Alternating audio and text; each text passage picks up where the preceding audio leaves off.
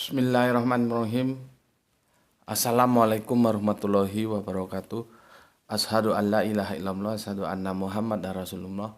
Allahumma sholli ala sayyidina Muhammad wa ala ali sayyidina Muhammad. Kama sholaita ala sayyidina Ibrahim wa ala ali sayyidina Ibrahim bil alamina innaka Hamidum Majid. Sebelum kita lanjutkan kajian-kajian kita, seperti biasanya kita panjatkan doa kepada Gusti Allah Ingkang Maha Agung. Semoga semua saudara-saudara kita yang telah memberikan sholawat atas channel dakwah ini, ya, Gusti Allah catat menjadi catatan langit amal soleh bagi mereka dan keluarganya. Begitu juga kepada kalian semua, ya, yang telah memberikan doa-doa baik untuk aku dan keluarga. Semoga doa baik itu juga tercurahkan untuk kalian semuanya. Alhamdulillah, kita lanjutkan lagi kajian kita dengan tajuk Kamilah penolong Allah. Kita masuk seri yang ke-6.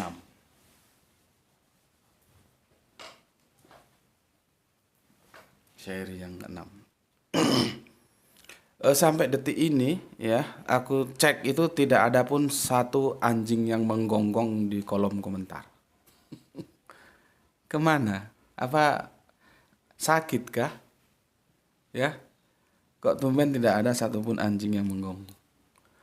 Padahal aku ingin lebih banyak anjing yang menggonggong, ya. Toh kita gratis, nggak pernah bayar mereka untuk menggonggong di sini, ya. Jadi ini sebagai bukti, ya, bahwa sesuatu kegiatan, ya, yang dia dilakukan atas nama ibadah, yaitu perintah dari Allah, dia tidak akan gampang dihentikan oleh apapun. Apalagi hanya gonggongan seekor anjing aja tidak mampu memberhentikan.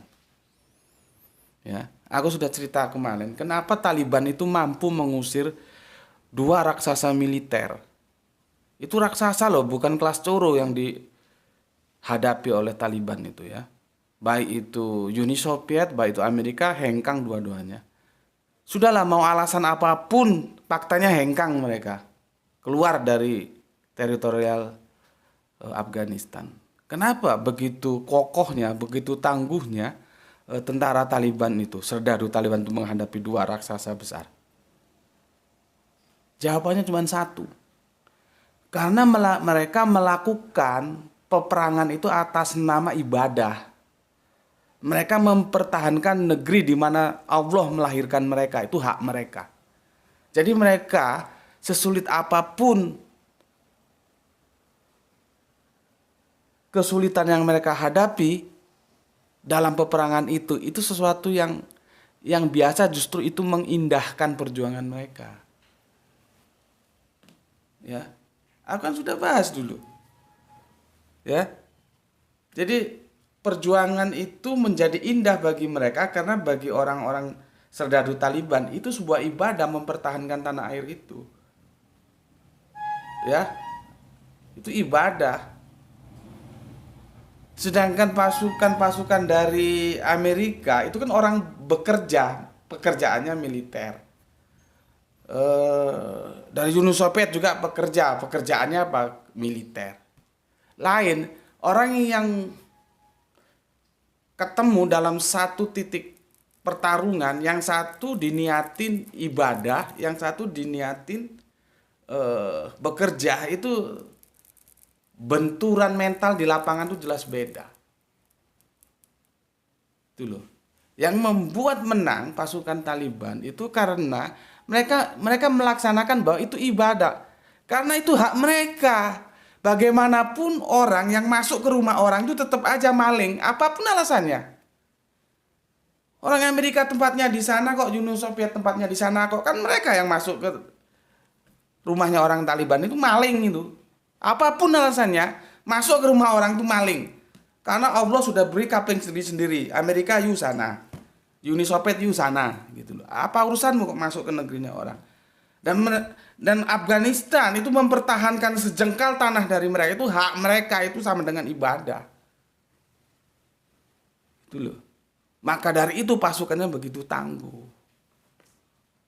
Begitu juga aku melaksanakan ini dakwah, ini ibadah.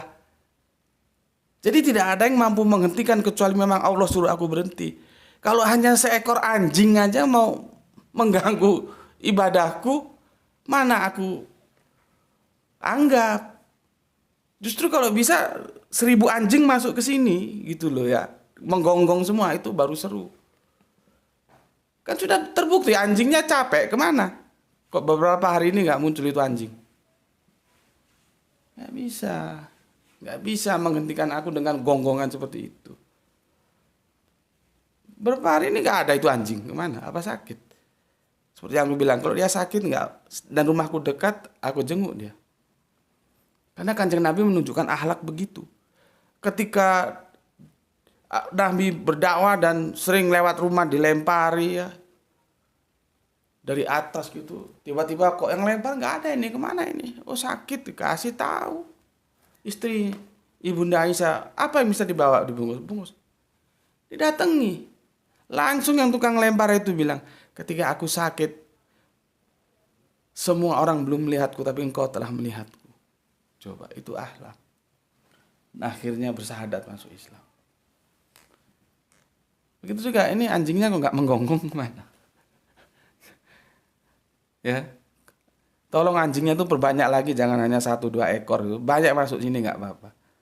Karena dakwah ini sebetulnya 70% itu ke luar, bukan ke dalam. Sesama Islam ke dalam itu hanya 30% sebetulnya.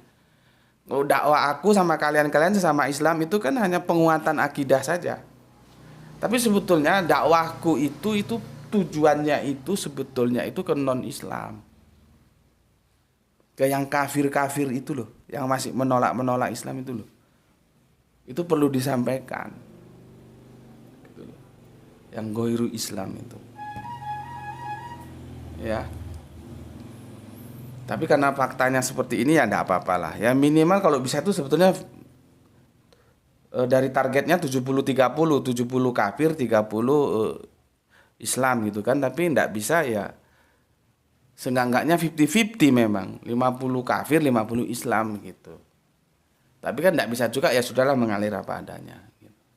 Ya. Karena kalau sesama Islam, aku sama kalian itu kan saudara muslim itu. Ya dakwah juga, tapi kan itu penguatan akidah doang gitu loh ya.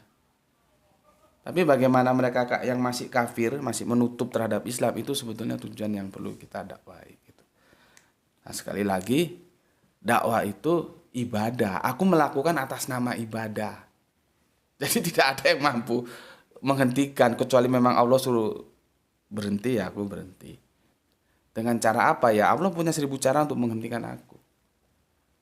Jadi kalau seperti gonggongan anjing-anjing, aduh. Toh aku nggak bayari dia suruh gonggong situ terserah kalau dia apa. Itu yang membuat aku tahan, seperti bagaimana pasukan Taliban juga tahan terhadap pertarungannya. Oke.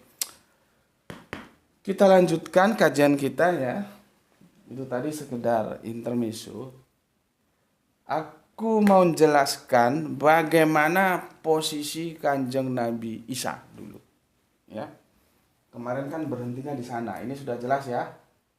Sudah jelas. Ini berarti ini aku hapus.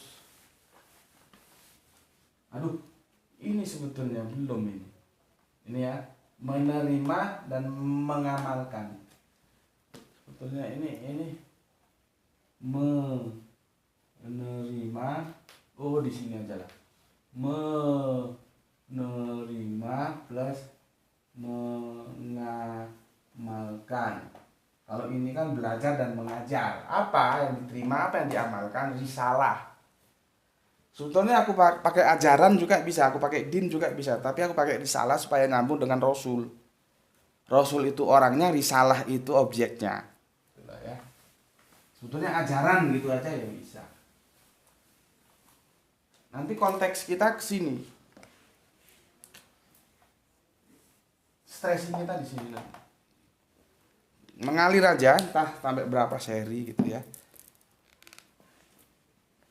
Karena nanti ini juga kita bisa berbicara tentang bagaimana negara kita ini terlahir dulu ya. Begitu juga tentang adanya Pancasila dan pembukaan Undang-Undang Dasar 45 yang disusun oleh panding pada kita yang sangat-sangat brilian itu ya, sangat-sangat istimewa itu. Nanti kalau memang kita perlu bicara ke sana ya kita bicara ke sana. Oke, buka Al-Qur'anmu surat 61:14. Jadi kita dari Quran surat 61 tuh As-Saff ya. As-Saff ya. 61:14. Ya. Kamu buka Quran digitalmu.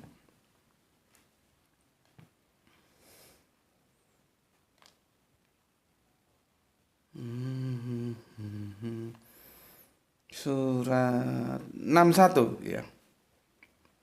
Yang ke-14. Bismillahirrahmanirrahim. Ya, begini. Wahai orang-orang yang beriman, jadilah kamu penolong-penolong Allah. Ingat tuh ya. Kalau kamu ketemu Allah itu otakmu langsung ke risalah, ke ajaran, ke agama. Ya. Ini memang sudah benar nih dalam tanda kurung, jadilah kamu penolong-penolong agama Allah gitu. Sebetulnya agama itu enggak ada di situ. Jadi ya ayyuhalladzina amanu kunu angsorullahi.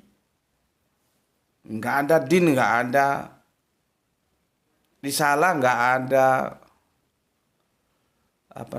milah, enggak ada. Tapi itu orang sudah tahu karena Allah itu dia transenden, tidak imanen gitu loh ya. Maka kecerdasan seseorang apabila sudah paham teks dan konteks sebuah pembicaraan tentang Allah. Ya. Seperti yang aku jelaskan kemarin. Jadi meskipun aku masih menjelaskan samar tentang syahadatain itu, kalau kamu paham apa yang aku jelaskan kemarin, kamu bisa menjelaskan kepada saudara-saudaramu yang lain ketika mengatakan apakah umat Islam itu tidak bersaksi palsu karena kapan ketemu Allah, kapan ketemu Kanjeng Nabi, itu kalau kamu paham kamu sudah bisa menjelaskan kepada mereka. Ya. Oke. 61 ya. Wahai orang-orang yang beriman, jadilah kamu penolong-penolong Allah. Ini ya. Penolong Allah. Nih. Sama kan? Penolong Allah. Apakah Allahnya lemah? Ya kalau pertanyaannya gitu kamu sudah bisa tebak dia anak TK. Karena dia kira Allah itu imanen. Ngapain juga Allah ditolong? Penolong Allah itu maksudnya penolong risalahnya itu dengan cara yang kemarin. Diterima, diamalkan, dibelajari dan mempelajari. Ya. Oke. Wahai orang-orang yang beriman, jadilah kamu penolong-penolong Allah sebagaimana Isa putra Maryam berkata kepada pengikut-pengikut yang setia. Siapakah yang akan menjadi penolong-penolongku? Ya. Itu dijelaskan dalam tanda kurung untuk menegakkan agama Allah gitu. Ya. Ini kalau di terjemahannya simpelnya seperti itu ya. Jadi tanya, siapa yang mau jadi penolong-penolongku untuk menegakkan agama Allah? Karena Allah itu ya di situ enggak ada siapakah yang akan menjadi penolong-penolongku dalam kurung untuk menegakkan agama Allah itu tidak ada. Tapi ketika dia bersentuhan bergabung dengan Allah, orang sudah tahu. Ya, jadi penolong-penolong Allah itu adalah penolong-penolong risalah. Bukan Allah secara pribadi. Ngapain Allah ditolong secara pribadi? Ya. Lalu segolongan dari Bani Israel beriman dan segolongan kafir. Ya begitu. Sejak zaman A sampai zaman Z itu begitu. Segolongan menjadi iman, segolongan menjadi kafir. Kanjeng Nabi Isa ini ya begitu kan. Bani Israel itu terpecah akhirnya. Ada yang menerima yaitu iman, ada yang menolak, menutup yaitu kafir. Begitu juga ketika Kanjeng Nabi Muhammad, ya, ketika dakwah disampaikan ke Arab-Arab itu, ya, sebagian menerima, sebagian menolak, sebagian iman, sebagian kafir, kufur, menutup. Ya memang sejarah itu kan berulang. Hanya ruang dan waktu dan pelakunya saja yang berbeda. Tapi substansinya sejarah seperti itu. Setiap kebenaran disampaikan, itu hanya dua gendangnya. Gendang iman atau gendang kafir. Gendang Islam atau non-Islam, yang di luar Islam. Atau kalau pakai bahasa santrinya itu, ghairu Islam. Itu lagunya sudah seperti itu. Kan Nabi Isa juga seperti itu. Jadi kita hanya melihat pengulangan sejarah saja. Ya. Sampai mana tadi? Lalu kami berikan kekuatan kepada orang-orang yang beriman terhadap musuh-musuh mereka sehingga mereka menjadi orang-orang yang menang. Lihat, musuh-musuh. Ya. Jadi Kanjeng Nabi itu, kan aku sudah kupas masalah sholawat itu sebetulnya secara tekstual kita temukan ya, pernyataan secara tekstual memang itu Allah dan para malaikatnya bersolawat kepada Nabi. Konteks ayat di Al-Ashab 3356 itu, nabinya itu rasulnya Kanjeng Nabi Muhammad. Memang secara teks seperti itu, tapi secara substansi Allah dan para malaikatnya itu bersolawat kepada seluruh nabinya. Dan umatnya juga disuruh bersolawat. Jadi jangan dikira solawat terus hanya kepada Nabi Muhammad. Enggak. Ya kebetulan saat itu objek pembicaraan Kanjeng Nabi Muhammad. Jadi Nabi itu selalu didukung, ya. Jadi Allah dan para malaikatnya mendukung Nabi. Nabi siapa? Semua Nabi. Ya seperti ini. Ini kan tentang hal dukungan ini, ya. Wahai orang yang beriman, jadilah kamu penolong-penolong Allah. Nah, mendukung Allah. Ya. Apa yang didukung, apa yang ditolong? Risalahnya. Yang disampaikan oleh Jibril kepada Kanjeng Nabinya. Pada konteks ini Isa ibnu Maryam, ya.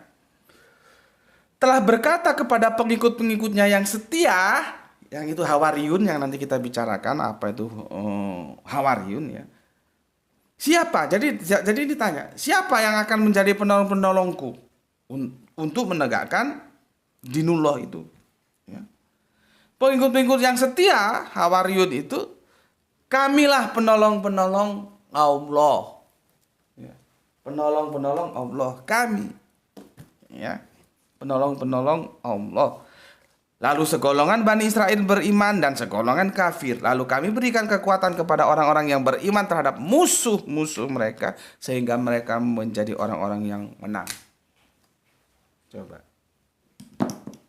Kalau paham terhadap peta Abrahamic Faith itu tidak langsung merasa aneh dengan istilah penolong-penolong Allah itu. Ya. Tidak aneh seperti yang kemarin di kitab apa Bilangan sudah kita kupas tuntas, ya. Di Bilangan 25 11 13 itu.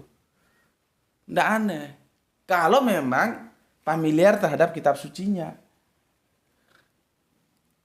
Jadi tidak Allahku kuat, Allahku lemah, Allahku nggak perlu ditolong. Nampak kalau nggak pernah baca Alkitab. Gitu loh. Ya. Nah, aku membahasnya dengan sisi kristologi supaya ini mencakup semua teologis Yahudi, Nasrani dan Islam. Gitu loh. Bahwa hal-hal semacam itu ada dalam Abrahamic Faith. Ya. Oke, penolong Allah. Sekarang kita mundur. Kajian itu maju mundur enggak harus maju itu enggak. Dia lihat dari sisi mana aku akan menjelaskan supaya gampang kalian mengerti. Ini dari surat yang ke-61. Oh, maju dia. Sekarang mundur ke surat ketiga, Ali Imran. Quran surat 3 ya.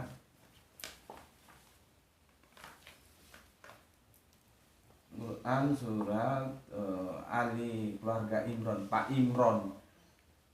Surat 3 ya.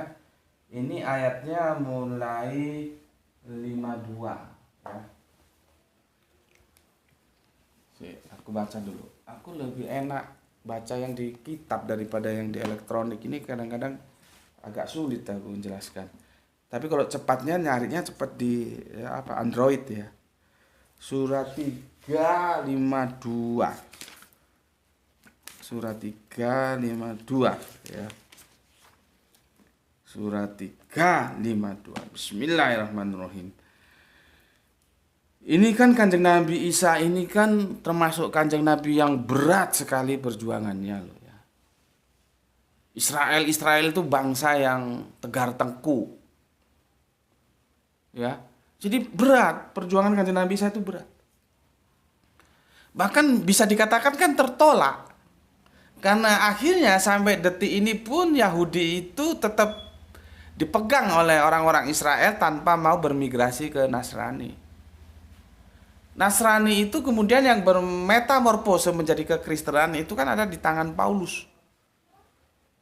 Ya, yang dilewati kalau kita baca Alkitab itu ya dilewati dengan sebuah peristiwa perdebatan. Ini orang-orang Goyim itu orang yang di luar Israel. Ini disuruh sunat enggak ini? Ya, itu dulu terjadi perdebatan. Makanya kalau orang-orang nggak tahu sekarang disuruh sunat, nggak mau sunat itu, nggak pernah baca Alkitabnya. Itu dulu perdebatan. Itu kan langkah kompromi. Akhirnya si Paulus itu belum dikenal, diajaklah sama Barnabas ke Yerusalem. Di sidang Yerusalem sanalah yang diketuai oleh Petrus, akhirnya diputuskan. Ya sudahlah, ya sudahlah. Karena Petrus juga mendapat dukungan dengan Yakobus. Ini kalau baca Alkitab lama, supaya cepat aku cerita aja. Nanti kamu lihat di Alkitab ada di Perjanjian Baru. Dan akhirnya ya sebetulnya begini loh. Saat itu kalau Petrus bersikuku bahwa orang Goyim juga harus sunat. Nah, nggak ada ceritanya orang tidak sunat. Dulu karena ingin memberikan kemudahan supaya orang mau masuk dulu, maka dikasih mudahan, nggak usah konsunat, nggak apa-apa gitu. Itu sebetulnya kalau kita baca itu sebuah strategi dakwah. Supaya orang mau masuk dulu, nggak sunat nggak apa-apa, itu memberatkannya, nggak sunat nggak apa-apa. Akhirnya ke bawah sampai sekarang nggak sunat.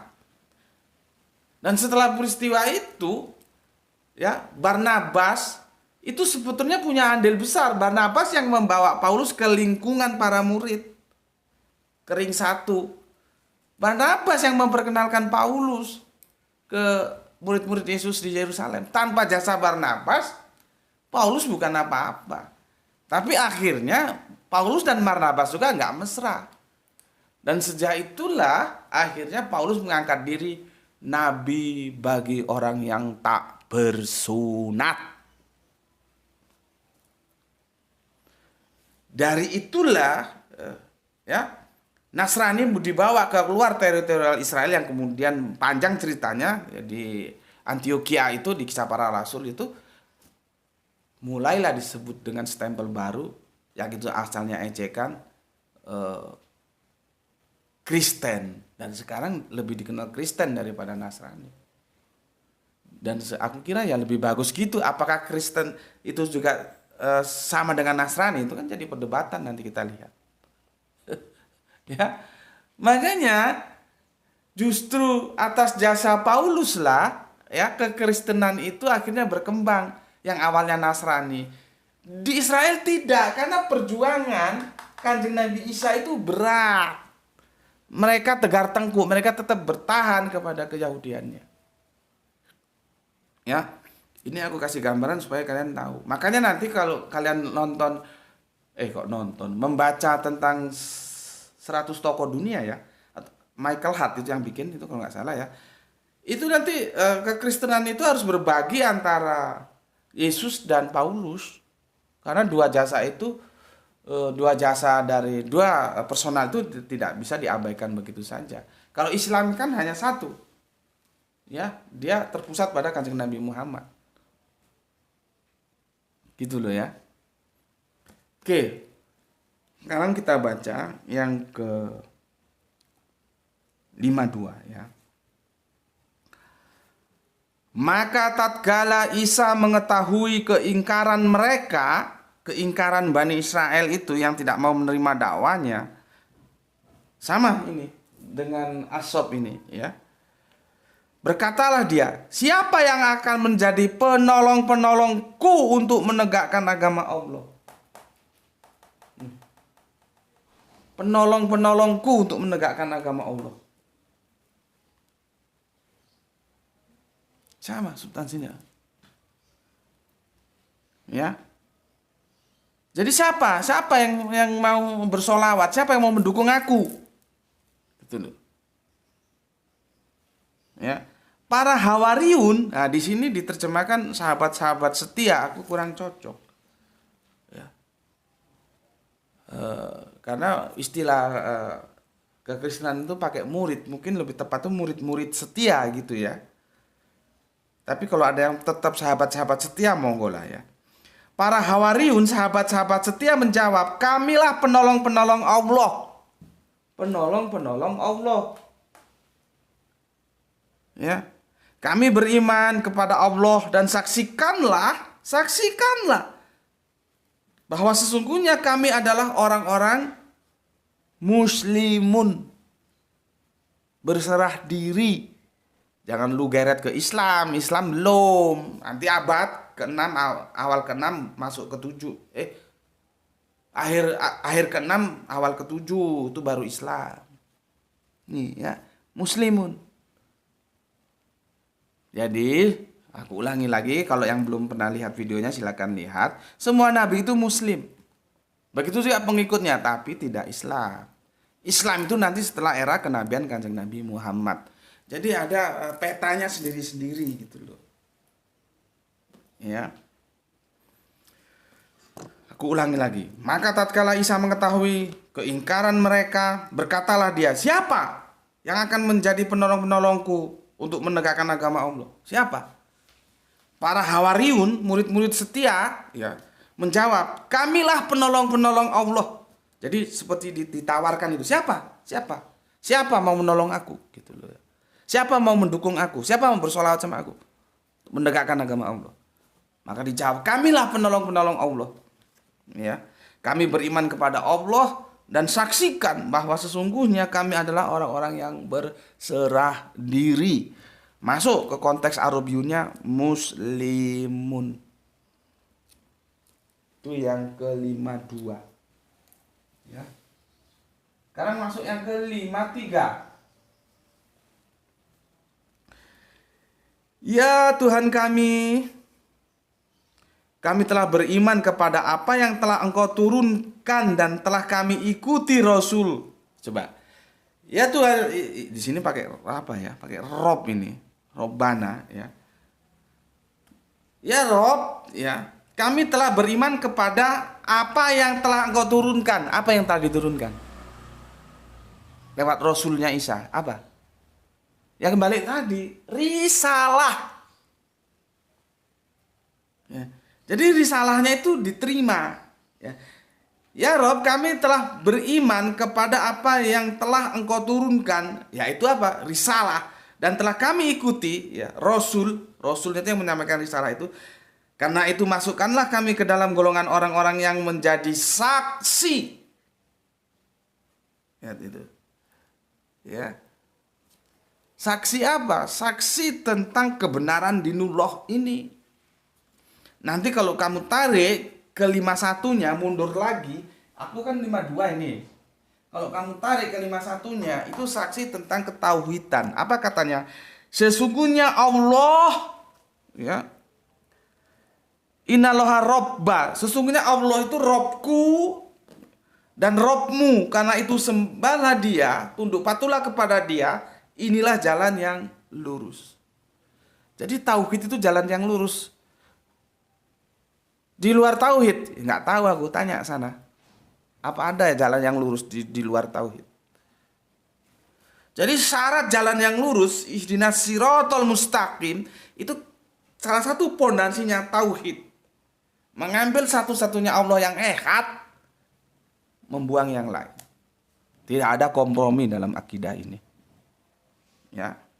Maka kalau kita baca di 53 itu tadi ya, saksi itu apa? Saksi tentang ketauhidan. Itu loh. Ya. Jadi pondasi agama pertama itu kalau kita sudah berbicara Abrahamic faith, itu tauhid. Nggak bisa tidak. Karena itu yang diajarkan. Kanjeng Nabi Musa atau Moses nyebut ya ehad. Kanjeng Nabi Isa nyebut, atau Yesus nyebut ehad. Kanjeng Nabi Muhammad ya ahad. Dan itu semua satu pemahaman. Ya satu, bukan satu kesatuan atau satu persatuan. Ya, naik kesebelasan sepak bola. Ya, ini aku tegaskan supaya paham. Waduh, sudah mau takrim nih. Sudah berapa menit nih? 31 sudah mau takrim ya. Nggak apa-apa ya, aku jelaskan dulu tentang Kanjeng Nabi Isa supaya teman-teman itu familiar gitu loh. Bukan hanya dalam Islam aja ada penolong-penolong Allah. Istilah yang mereka itu aneh gitu. Aneh karena nggak pernah baca Alkitabnya. Kalau tunduk patuh sama Alkitabnya nggak aneh. Apalagi terus penolong-penolong Allah, terus Allahnya lemah ya. Nah, kacau. Ya. Bismillahirrahmanirrahim.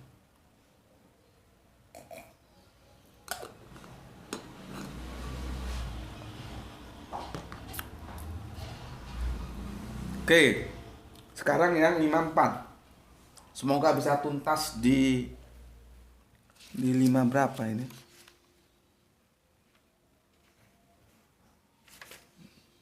Di 55 ya.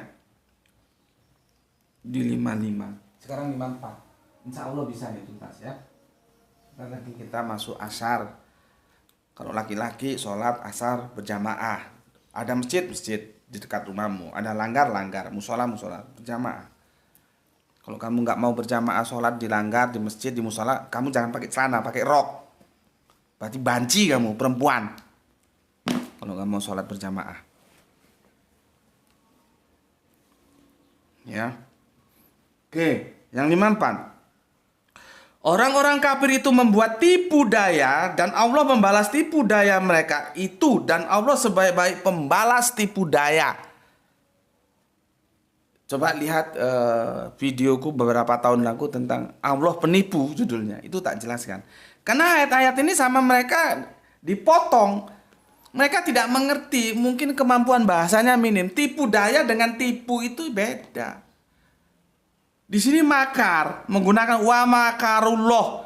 Makar itu jangan dipahami seperti bagaimana kita memahami konsep bernegara. Makar adalah perebutan kekuasaan secara paksa. Itu kan dalam apa? Hukum-hukum berbangsa dan bernegara. Ini Al-Quran, maka pahami menurut Al-Quran apa makar itu, tipu daya. Apa tipu daya itu? Siasah, strategi, rencana. Apalagi itu poliseminya itu. Jangan terus tipu daya, dayanya kamu hilang, Allah tipu, Allah tukang menipu. Goblok itu mbok ya diilangi. Ya. Itu sudah ada videonya, silakan tonton. Di sini makar loh ya. Ini makarnya Al-Quran itu adalah siasah, tipu daya, strategi. Itu tinggal pilih yang mana. Ya, jadi kan nanti kafir-kafir dari Bani Israel yang menolak Kanjeng Nabi Isa itu kan punya rencana ya, punya tipu daya, punya strategi.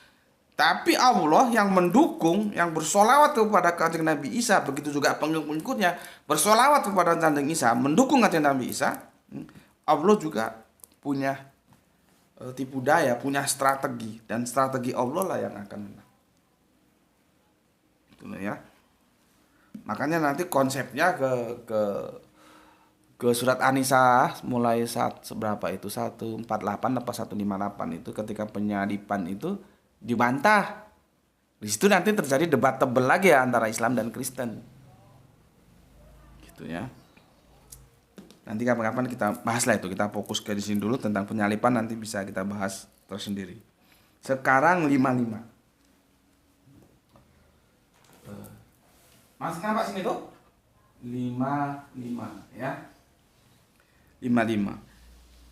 Ingatlah ketika Allah berfirman, "Hai Isa, sesungguhnya aku akan menyampaikan kamu kepada akhir ajalmu dan mengangkat kamu." Nah, mengangkat lo ya.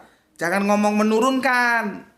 Nggak ada Al-Quran ngomong Allah akan menurunkan Kanjeng Nabi Isa. Nggak ada. Allah mengangkat.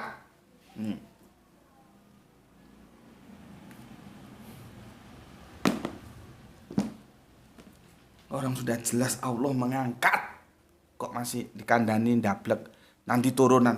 Nggak ada. Teksnya Al-Quran nggak ada. Allah menurunkan, nggak ada. Allah mengangkat. Terlepas pemahaman kita tentang angkat itu apa, itu urusan lain. Tapi yang jelas tekstualnya Allah mengangkat. Ya. Siapa yang diangkat? Kanjeng Nabi Isa. Kepadaku serta membersihkan kamu dari orang-orang yang kafir. Ini supaya tahu nih teman-teman Kristen. Orang yang menolak ajaran Allah, yaitu risalah Allah yang dibawa oleh Rasulullah Kanjeng Nabi Isa, yaitu kafir juga. Jadi kafir itu jangan dikirain terus menghina, enggak. Itu pembeda antara orang yang menerima risalah dan menolak risalah. Yang menerima risalah itu beriman, yang menolak risalah kafir. Ngono. Ya. Oke. Berikutnya, dan menjadikan orang-orang yang mengikuti kamu di atas orang-orang yang kafir hingga hari kiamat. Kemudian hanya kepada aku kembalimu. Lalu aku memutuskan di antaramu tentang hal-hal yang selalu kamu berselisih padanya. Sudah aku jelaskan kemarin, berselisih. Jadi kalau kita sering berselisih tentang who is Jesus, who is Kanjeng Nabi Isa, itu wajar. Al-Quran karena sudah mengatakan banyak perselisihan tentang beliau. Sebetulnya siapa menurut si A, siapa menurut si B, siapa menurut si C, siapa menurut si D. Itu sesuatu yang lumrah-lumrah aja karena sudah diinformasikan. Ya. Dia Tuhan atau manusia, berselisih. Dia menebus dosa atau tidak, berselisih. Dia disalib atau tidak, berselisih. Dia untuk semua manusia atau untuk bangsa Israel tidak, berselisih. Banyak perselisihan. Nah, sekarang di sini ada teks yang ini sering digunakan oleh teman-teman Kristen, orang-orang yang mengikuti kamu, orang-orang yang mengikuti di 55 ini ya, di yang kelima 55 ini ya. Orang-orang yang mengikuti ya. Orang-orang yang mengikuti kamu. Kamu ini Kanjeng Nabi Isa ya. Aku putus di sini aja lah ya, lainnya aku bacakan supaya nggak panjang. Orang-orang yang mengikuti kamu di atas orang-orang yang kafir hingga hari kiamat. Ya. Jadi lengkapnya begini. Ingatlah ketika Allah berfirman, "Hai Isa, sesungguhnya aku akan menyampaikan kamu kepada akhir ajalmu dan mengangkat kamu kepadaku, serta membersihkan kamu dari orang-orang yang kafir dan menjadikan orang-orang yang mengikuti kamu ya di atas orang-orang yang kafir hingga hari kiamat." Nah, dikirain teman-teman Kristen ini mereka. Orang-orang yang mengikuti kamu. Ini Hawariyun. Ente masuk kelas Hawariyun enggak? Ini murid setia. Itu loh. Ini murid setia. Yang sangat aneh kan logikanya itu jadi nggak jalan, jadi benturan. Islam lewat Al-Qurannya dia tolak, tapi untuk mendukung apa yang dia mau dia kutip Al-Quran. Nah ini loh, orang-orang yang mengikuti kamu, orang-orang yang mengikuti kamunya itu ke Kanjeng Nabi Isa nanti. Dikirain dia, jauh bos. Apakah kalian itu Hawariyun? Kalau kalian Hawariyun berarti ini bercerita tentang Hawariyun, bukan bercerita tentang kalian. Gitu loh. Kalian apa Hawariun? Satu syarat aja. Apa kalian itu Israel atau Goyim? Itu saja. Kalian itu Israel atau Goyim? Nanti baca Matius 10 pasal 5 ya. Matius ya. Nampak sini deh. Matius 10:5. Ya. Aku bacakan di sini.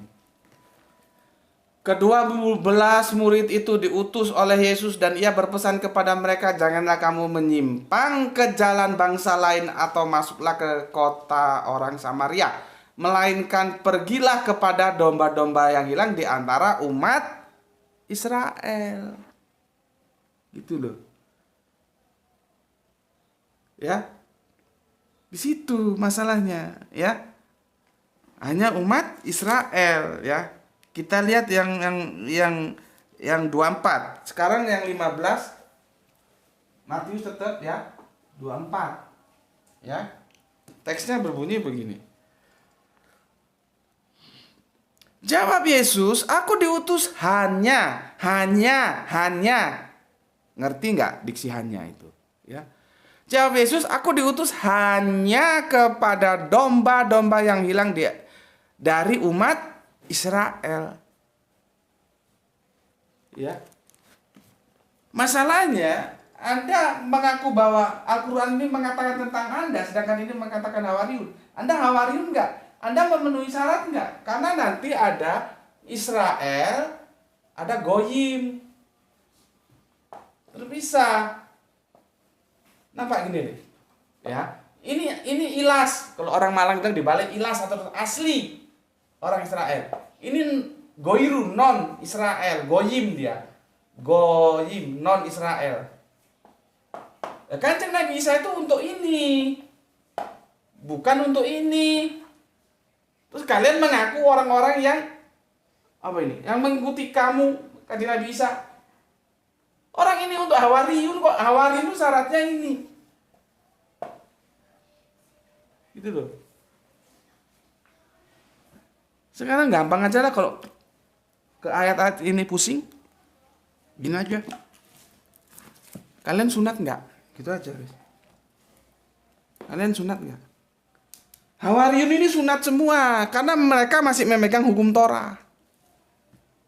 Terus ada nggak sunat terus ngaku bahwa orang-orang yang mengikuti kamu itu kamu ya jauh panggang dari api. Itu loh, ya. Jadi mari kita taat terhadap Alkitab. Aku ngomong gini kenapa ya? Karena Alkitabnya ngomong begitu.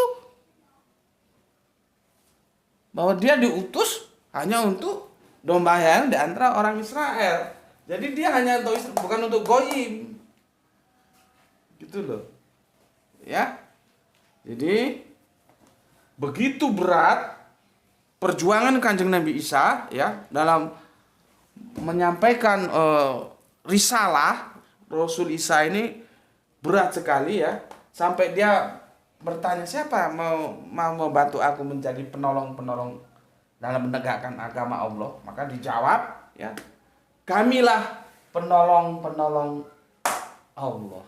Sampai di sini dulu, sudah masuk waktu asar ya, mau sholat asar. Insya Allah besok kita tuntaskan ya. Besok kita berbicara tentang perang. Jadi ini sepertinya paling tidak satu seri atau dua seri lagi ya. Kalau bisa perang langsung kita menuki ke Al-Ashab ini kitab Muhammad Tadabbur Quran surat Muhammad 477. Kalau nggak bisa kita selesaikan di seri yang ke 6, 7, ke 8 lah ya. Tapi insya Allah kita akan tuntaskan supaya tuntas semua jadi komprehensif ya. Bahwa Abrahamic Faith itu dalam satu rangkaian perjalanan sejarah panjang ya, tidak terpotong sehingga parsial. Oke, itu dari aku. Bismillahirrahmanirrahim. Insya Allah besok kita ketemu lagi. Jangan lupa ya selalu sholat berjamaah, dimana kalau you pakai celana sholatnya jangan di rumah. Kalau lu pakai rok baru sholatnya di rumah, gitu aja ya. Oke. Bismillahirrahmanirrahim. Alhamdulillahirobbilalamin.